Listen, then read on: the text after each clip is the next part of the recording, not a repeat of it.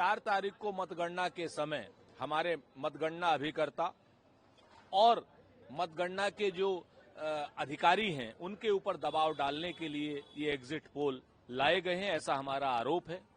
और इसका प्रत्यक्ष प्रमाण है कि कल एक न्यूज एजेंसी ने एआई सर्वे के नाम पर 10 करोड़ लोगों के सैंपल के नाम पर अपने एग्जिट पोल को बदल दिया है। कहां पर वो 400 के आसपास लेकर के आ रहा था भारतीय जनता पार्टी के गठबंधन को, कहां अब वो 300 पर आ गया है। यकीन करें, कल जब एग्जिट पोल आएगा उसमें इंडिया गठबंधन 295 के पार जाएगा, ऐसा हमारा पूर्ण विश्वास है। और ये मनोवैज्ञानिक युद्ध जो नरेंद्र मोदी जी ने, अमित शाह जी ने और भारतीय जनता पार्टी ने विपक्ष के खिलाफ खेला है, इसका कोई फर्क नहीं पड़ना। वो ये भूल गए हैं कि उनके विपक्ष में इस वक्त देश की 140 करोड़ की सम्मानित जनता खड़ी है। 140 करोड़ की जनता को आप मनोवैज्ञानिक रूप से नहीं हरा सकते। केंद्रीय मंत्री ज्योतिरादित्य सिंधिया ने ये बात कही, सपनों जैसी हो गई है। ये गठबंधन नहीं बल्कि ठगबंधन है जो देश को धोखा देने के लिए एक साथ आया है और अगले कुछ ही घंटों में ये बेनकाब हो जाए। क्या नाम, ज्योतिरादित्य जी कहते हैं ना कि जाकी रही भावना जैसी, प्रभु मूरत देखी तिन तैसी। आज की डेट में जो ठग हैं वो दूसरे को ठग कैसे कह सकते हैं। पूरी जिंदगी जो शख्स कांग्रेस में रहा और ठगी कर करके सरकार गिराई उसने, और उसके बाद वो भारतीय जनता पार्टी में चला गया। आज की डेट में उस शख्स को अपनी स्वामी भक्ति सिद्ध करने के लिए अपने पुराने लोगों को, अपने परिवार के लोगों को ठग कहना पड़ रहा है। इससे बड़ी विडंबना ज्योतिरादित्य जी आपके लिए क्या होगी। कुछ समय की बात है, कहते हैं ना कि रात भर का है मेहमा अंधेरा और किसके रोके रुका है सवेरा। कल आपकी भी आंखें खुल जाएंगी।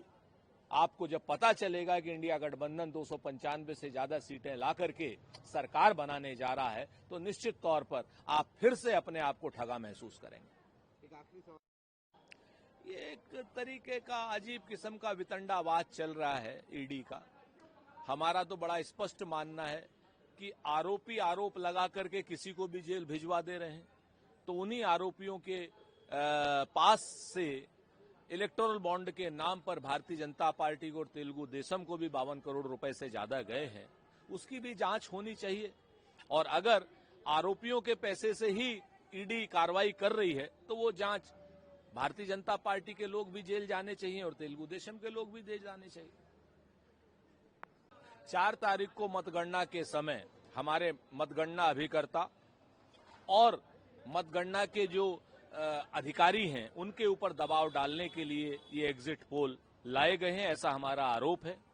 और इसका प्रत्यक्ष प्रमाण है कि कल एक न्यूज एजेंसी ने एआई सर्वे के नाम पर 10 करोड़ लोगों के सैंपल के नाम पर अपने एग्जिट पोल को बदल दिया है।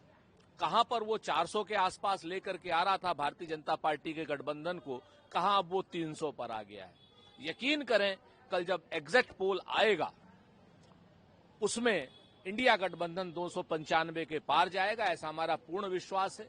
और ये मनोवैज्ञानिक युद्ध जो नरेंद्र मोदी जी ने, अमित शाह जी ने और भारतीय जनता पार्टी ने विपक्ष के खिलाफ खेला है, इसका कोई फर्क नहीं पड़ना। वो ये भूल गए हैं कि उनके विपक्ष में इस वक्त देश की 140 करोड़ की सम्मानित जनता खड़ी है। 140 करोड़ की जनता को आप मनोवैज्ञानिक रूप से नहीं हरा सकते। केंद्रीय मंत्री ज्योतिरादित्य सिंधिया ने ये बात कही, सपनों जैसी हो गई है। ये गठबंधन नहीं बल्कि ठगबंधन है जो देश को धोखा देने के लिए एक साथ आया है और अगले कुछ ही घंटों में ये बेनकाब हो जाए। क्या नाम, ज्योतिरादित्य जी कहते हैं ना कि जाकी रही भावना जैसी, प्रभु मूरत देखी तिन तैसी। आज की डेट में जो ठग हैं वो दूसरे को ठग कैसे कह सकते हैं। पूरी जिंदगी जो शख्स कांग्रेस में रहा और ठगी कर करके सरकार गिराई उसने, और उसके बाद वो भारतीय जनता पार्टी में चला गया। आज की डेट में उस शख्स को अपनी स्वामी भक्ति सिद्ध करने के लिए अपने पुराने लोगों को, अपने परिवार के लोगों को ठग कहना पड़ रहा है। इससे बड़ी विडंबना ज्योतिरादित्य जी आपके लिए क्या होगी। कुछ समय की बात है, कहते हैं ना कि रात भर का है मेहमा अंधेरा और किसके रोके रुका है सवेरा। कल आपकी भी आंखें खुल जाएंगी।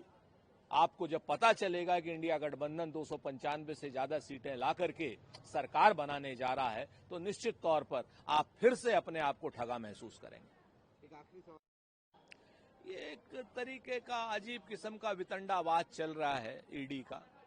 हमारा तो बड़ा स्पष्ट मानना है कि आरोपी आरोप लगा करके किसी को भी जेल भिजवा दे रहे हैं, तो उन्हीं आरोपियों के पास से इलेक्टोरल बॉन्ड के नाम पर भारतीय जनता पार्टी को और तेलुगु देशम को भी 52 करोड़ रुपए से ज्यादा गए हैं, उसकी भी जांच होनी चाहिए।